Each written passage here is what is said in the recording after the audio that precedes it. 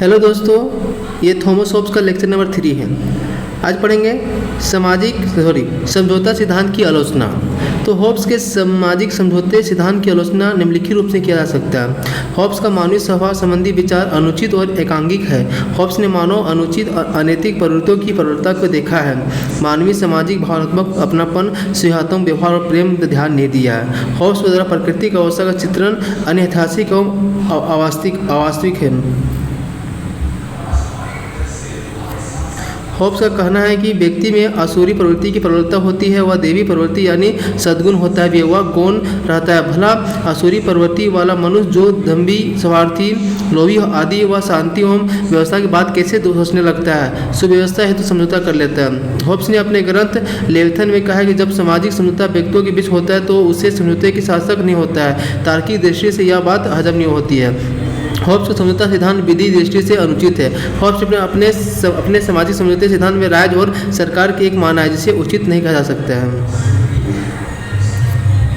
समझौता सिद्धांत का महत्व। होब्स ने समझौता सिद्धांत में कई आलोचनाएं प्रस्तुत की है, फिर भी उसके सामाजिक समझौता से संबंधित सिद्धांत कई दृष्टिकोण से महत्वपूर्ण है। सर्वप्रथम होब्स ने समझौता सिद्धांत का प्रतिपादन करके राज्य की ईश्वरकृत होने का विचार का खंडन करके महत्वपूर्ण कार्य किया है। दूसरे, अपने सिद्धांत के माध्यम से होब्स ने राजनीतिक दर्शन के क्षेत्र में तर्क और युक्ति का समावेश किया है। राजनीति में धर्म एवं सांप्रदायिकता को अलग करने का प्रयास किया है। तीसरे, होब्स ने अपने सामाजिक समझौता सिद्धांत में जिस संप्रभुता का वकालत की वह व्यवहार्यता है आज भी प्रासंगिक है। होब्स ने ही संप्रभुता के अविभाज्यता का ज़्यादा जोर दिया है और आज भी मान है। चौथे, शांति और सुव्यवस्था के लिए शक्तिशाली राजसत्ता का विचार उचित है। पांचवें, राज्य की उत्पत्ति के पीछे मानवीय आवश्यकता एवं राज्य के स्वरूप पीछे मानवीय स्वभाव और बताकर होब्स ने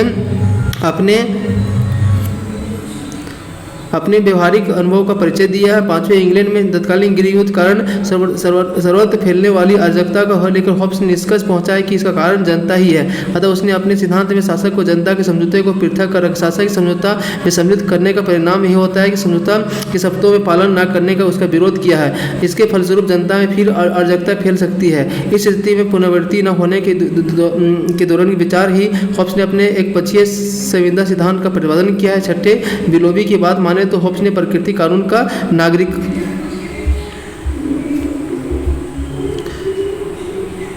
नागरिक अंतर किया है, जिसका बाद में ऑस्टिन और बेंथम ने ज़्यादा विकास किया। अंत में आइजर बाउरन के विचार में सहमत हुआ है कि शासन संचालन संस्कृति सभ्यता सुसंचालन के लिए शक्ति और अनुशासन बहुत ही आवश्यक है, जिस पर होब्स ने जोर देकर व्यवहारिक कदम उठाया है। प्रभुसत्ता संबंधी विचार। होब्स की प्रभुत्ता संबंधी धारणा राजनीतिक चिंतन की महत्वपूर्ण देन वह संप्रभुता के राजनीतिक जीवन का अभिन्न तथ्य मानता है। होब्स कहता है कि राजनीतिक समाज के लिए संप्रभुता अति आवश्यक है। उल्लेखनीय कि होब्स ने संप्रभुता का संपूर्ण विश्लेषण किया है। बोंदा द्वारा उस पर लगाए जाने वाली सभी सीमाओं को हटा लिया गया है। बोंदा संप्रभुता की देवी प्रकृति अंतर्राष्ट्रीय कानूनों को सीमित किया है, जिसके विभिन्न होब्स ने प्रभुत्ता के सर्वशक्तिमान और असीमित माना है। इसलिए प्रभुसत्ता के संबंध में होब्स का दृष्टिकोण अतिवादी माना गया था। गेटले भी कहा है कि होब्स के अतिरिक्त अन्य कोई ऐसा लेखक नहीं हुआ जो संप्रभुता के संबंध में ऐसा कोई अतिवादी दृष्टिकोण अपनाए। होब्स ने संप्रभुता की कई विशेषता बताई जिन्हें निम्नलिखित रूप से प्रस्तुत किया जा सकता है। प्रभुत्ता की स्थापना व्यक्तित्व और अराजकता की समाप्ति और आत्मरक्षा के लिए किया गया है। ये उसके आदर्शों का मानने से व्यक्तिवाद है। प्रभुसत्ता अमर्यादित अर्थात उस पर किसी प्रकार के बंधन का अभाव है। प्रभुसत्ता की अमर्यादित यानी बंधनहीनता का कारण उसके समझौते का अलग रहना है। जनता के द्वारा प्रभुसत्ता का खंडन नहीं दिया जा सकता है, चाहे वह प्रभुसत्ता का आदेश कैसी भी हो। प्रभुसत्ता प्रजा की हितैषी रक्षक है, इसलिए वह प्रजा के किसी प्रकार क्षति नहीं बचाता है। प्रभुसत्ता की स्थापना संपत्ति की स्थापना स्वामित्व संभव है। व्यक्तियों के तमाम अधिकार प्रभुसत्ता के हाथों में होता है, इसलिए वही व्यक्तियों के अधिकारों को पूर्ण करता है। प्रभु की सत्ता अंतिम और एकांगी है। आत्मरक्षा की स्थिति में उसका विरोध किया जा सकता है। संप्रभुता सर्वोच्च है, संपूर्ण प्रशासकीय सत्ता का प्रतीक है। प्रभुसत्ता अदैव, अविभाज्य और अपरिवर्तनीय है। प्रभुसत्ता निरंकुश है। राज्य के तमाम लौकिक और धार्मिक व्यक्ति पर प्रभुसत्ता की निरंकुशता प्राप्त है। होब्स ने प्रभुसत्ता संपन्न व्यक्ति या व्यक्ति समूह को निम्नलिखित अधिकार दिए हैं। अविभाज्य प्रभुसत्ता को उपभोग करने का अधिकार, नागरिक और फौजदारी कार्रवाई व्यक्ति का अधिकार, सैनिक नेतृत्व कर संबंधी अधिकार, युद्ध और शांति संबंधी निर्णय का अधिकार, अपराधियों को दंडित करने के संबंधी अधिकार।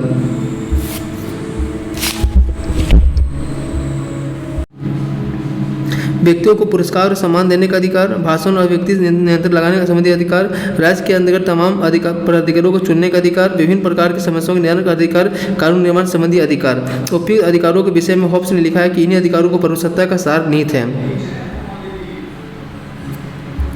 बल का उचित, हॉब्स का मानना है कि परोसत्ता के द्वारा बल का प्रयोग उचित है। हॉब्स के पहले कहा है कि व्यक्ति की दानवीय प्रवृत्ति की प्रबलता होती है जिसके तरफ बल का प्रयोग आवश्यक है। यदि राज्य की स्थापना के बाद तलवार का भय कायम नहीं रखा जाएगा तो व्यक्ति दानव प्रवृत्ति का भी प्रबल हो सकती है। इसलिए हॉब्स के बल औचित्य स्वीकार किया है। या हॉब्स की कथन उल्लेखनीय, तलवार के बिना समझौता केवल शब्द ही है और उसमें शक्ति नहीं है, मनुष्य उसका पालन करने के लिए अवश्य है। हॉब्स की समरूपता संबंधी सिद्धांत में अब तक के अध्ययन में स्पष्ट है कि हॉब्स के द्वारा प्रतिपादित समरूपता एकांकी, शक्तिमान, अविवाद और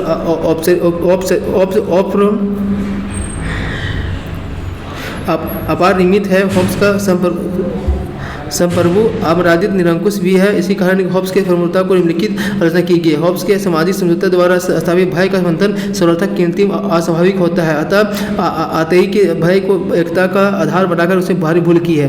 हॉब्स का समरूपता संबंधी सिद्धांत आज भी तारीख में अप्रासंगिक है। हॉब्स जिस समरूपता का चित्रण करता है उसे व्यक्तित्व का रूपरेखा खींचता है और काफ़ी डरावनी है। भला एक गलत व्यक्ति वाला अच्छा काम कैसे कर सकता है।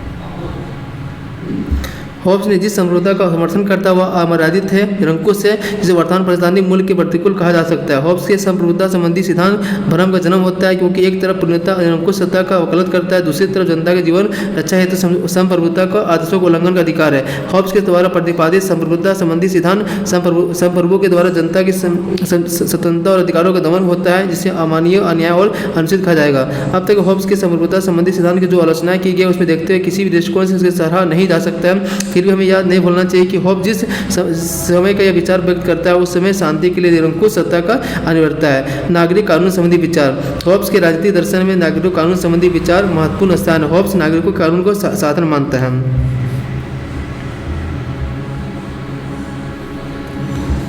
जिसके द्वारा राज्य के अंदर शासक अपने कार्यों को संपादित करता है। हॉब्स निरंकुश प्रभुसत्ता का समर्थक करता था। उसका कानून के प्रति विधात्मक दृष्टिकोण व किसी प्राचीन नियम या ऐतिहासिक परंपरा कानून न मानकर केवल प्रभुसत्ता के आदेश के ही कानून मानता है। अपनी इस धारणा के आधार पर हॉब्स सबसे पहले कानून को परिभाषित करता है। कानून उचित रूप से उसे मनुष्य को आदेश और जैसे दूसरे मनुष्य को शासन करने का अधिकार देता है। हॉब्स का मानना है कि संप्रभुता को मात्र शासन संपादन का अधिकार होता है। यह भी शासन संपादन संबंधी अधिकार सामाजिक समझौते प्राप्त हुआ। अपनी इस धारणा के आधार पर हॉब्स ने नागरिक कानून को परिभाषित करते हुए कहा कि नागरिक कानून संप्रभु की अच्छा ऐसी अभिव्यक्ति है जिससे वह समय बंदी नहीं है। हॉब्स ने नागरिकों कानून के दो विभागों में विभक्त किया है। प्रथम का नाम वितरात्मक और निषेधात्मक है, दूसरे नागरिकों के समस्त कानूनी और गैर कानूनी कार्यों को वर्णन। ये द्वितीय विभाग का नाम अज्ञात्मक और दंडात्मक है, जैसे दंड का विधान होता है। हॉब्स ने प्राकृतिक कानूनों को नागरिक कानून में अंतर किया है। हॉब्स का कहना है कि हम मानव के रूप में प्राकृतिक कानूनों को नागरिक के रूप में नागरिक कानूनों को पालन करते हैं। हॉब्स के शब्दों में प्राकृतिक कानून वह कानून है जिसके पालन हमें मनुष्यों के रूप में करना पड़ता है। नागरिक कानून में हमें कानून को जिसका पालन हमें नागरिक के रूप में करना पड़ता है। हॉब्स नागरिक कानूनों को प्राकृतिक कानून में अंतर करके दोनों में भिन्न कानून नहीं मानता है। हॉब्स का कहना है कि जिन प्राकृतिक कानूनों को नागरिक कानूनों में समावेश हो जाता है उसे लिखित रूप से धारण कर लिया जाता है, कानून का अंग बन जाता है। जो प्राकृतिक कानून नागरिक कानून का अंग नहीं है उसका स्वरूप अलिखित है, नैतिक और अशैक्षिक है। इन अलिखित नैतिक नियमों को प्राकृतिक कानून की शिक्षा नहीं दी जा सकती है। प्राकृतिक कानून तो वह नागरिक कानून का अंग है। स्वयं हॉब्स का कथन है कि प्राकृतिक कानून संसार के सभी राज्यों में नागरिक कानून अंग है। हॉब्स के नागरिक कानून संबंधी विचार में अध्ययन सबसे नागरिक कानून ऐसी नियम है जिसकी सहायता से प्रत्येक व्यक्ति न्याय, अन्याय, ईमानदारी, बेईमानी, उचित, अनुचित आदि की आसानी समझा सकता है। सबसे नागरिक कानूनों में केवल मानव व्यवहार को नियमित करते वरन उसका मापदंड भी निर्धारित करते हैं। चर्च और राज संबंधी विचार, हॉब्स के धर्म संबंधी विचार देखकर विद्वानों ने मतभेद है। कुछ विद्वानों ने हॉब्स को नास्तिक और धर्म विरोधी माना, परंतु यह सही नहीं है क्योंकि वह तो सिर्फ चर्च की सत्ता विरोधी है। इसलिए अपने राजनीतिक दर्शन में हॉब्स ने राज्य के कठोर नियंत्रण के चर्च के रखना चाहा। सबसे कि हॉब्स के नास्तिक व्यक्ति नहीं कहा जा सकता क्योंकि धर्म विरोधी न होकर धर्मनिरपेक्ष रहता है। हॉब्स ने धार्मिक मूल्यों को महत्व को स्वीकार किया और कहा कि इस महत्वपूर्ण मूल्य से इसने आपको लाख बढ़ाने में अलग नहीं किया जा सकता है। हॉब्स का कहता है धर्म का अस्तित्व विवेक से जुड़ा, अर्थात विवेक के अस्तित्व सीमितता धर्म की व्यापकता सूचक है। विवेक की व्यापकता के बाद ही धर्म की सीमितता असंभव है। मनुष्य प्रकृति रूप से इसलिए ज़्यादा महत्व देता है क्योंकि वह अपनी जनता के जानता है कि मनुष्य मृत्यु के बाद ईश्वर की रूप शरण लेगा, इसलिए वह अज्ञात और सर्वव्यापक है, दूसरों डर कर रहता है। यदि हम यह जान जाएगा कि अर्थात विवेक व्यापार का पूर्ण हो जाएगा, ईश्वर वगैरह कुछ नहीं होता, नहीं वह धर्म से अलग होने लगेगा। यह सब सही कि हॉब्स का मानना है कि धर्म का अस्तित्व दर्द से जुड़ा है, परंतु हॉब्स स्वयं स्वीकार करता है कि धर्म का अस्तित्व समाप्त नहीं हो सकता है, क्योंकि विवेक कभी भी बहुत व्यापक यानी विश्वव्यापी नहीं हो सकता। सार रूप से विवेक की अपूर्णता भय का कारण है, भय का धर्म में उपस्थित कारण है।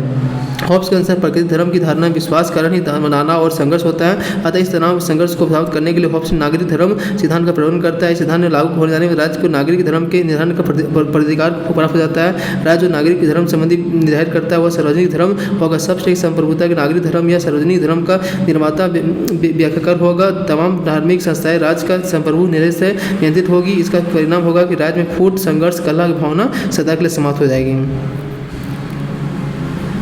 हॉब्स कहता है कि आध्यात्मिक और धार्मिक वस्तुओं के विश्वास करना गलत है। पादरियों ने तो सिर्फ अपने लाभ के लिए धार्मिकता को बढ़ावा दिया है। हॉब्स पादरियों के दावे का खंडन करता है। पादरी ईश्वर का दूत है जिसके आदेश से ईश्वर के आदेश है, इसीलिए जनता के द्वारा इसे स्वीकार करना अनिवार्य है। हॉब्स कहता है कि धर्म की भले ही घोषणा की जा सकती है, परंतु धार्मिक विश्वास को किसी भी लादा नहीं जा सकता। अंत में हॉब्स चर्च को एकमात्र नियम माना है। राज्य के अंतर्गत अनेक नियमों को चर्च में एक निगम है। जज का प्रमुख संप्रभु होता है। इस प्रकार चर्च व्यक्तियों के ऐसे समूह है जो संप्रभु का व्यक्ति को मिलाकर बनता है, इसलिए राज्य का चर्च से अलग नहीं किया जा सकता है। सबसे एक संप्रभु अंतर्गत दोनों शक्तियाँ आध्यात्मिक और लौकिक सहमत होती हैं। यह हॉब्स का कहना है कि संप्रभु का आदेश को प्राप्त कर शिक्षा प्रदान कर सकता है। चर्च का मुख्य काम यह सब हो जाता है कि हॉब्स के सिद्धांत में दैविक कानून और नागरिक कानून में कभी भी तनाव नहीं हो सकता। इस प्रकार हॉब्स ने चर्च के राज्य के नियंत्रण और अर्थात संप्रभु के नियंत्रण में रखा है और धर्म का बहुत कम महत्व दिया है।